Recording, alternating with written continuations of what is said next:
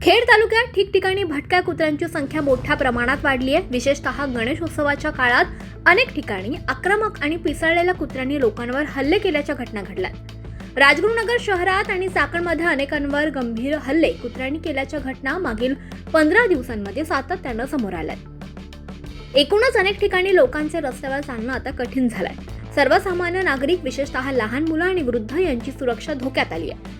चाकण, राजगुरुनगर आणि आजूबाजूच्या गावांमध्ये भटक्या कुत्र्यांनी नागरिक, महिला आणि लहान मुलांवर हल्ला करण्याचे प्रकार वाढले। काही प्रकरणांमध्ये कुत्र्यांनी गंभीर जखमा केल्या असून उपचारासाठी सरकारी रुग्णालयात गेलं तरी तिथं सुविधा नाहीयेत, वेळेवर लस मिळत नाहीये। टिटॅनस किंवा रेबीजच्या लशींसाठी खासगी दवाखान्याचा रस्ता धरावा लागतोय। गरीब जनतेसाठी हा खर्च परवडणारा नाहीये। सर्वात धक्कादायक बाब म्हणजे सर्वोच्च न्यायालयानं भटक्या कुत्र्यांच्या बाबतीत अनेक वेळा दिशानिर्देश देऊन सुद्धा स्थानिक प्रशासन आणि पालिकांची यंत्रणा अपयशी ठरते। पलीकडून जा एक जण।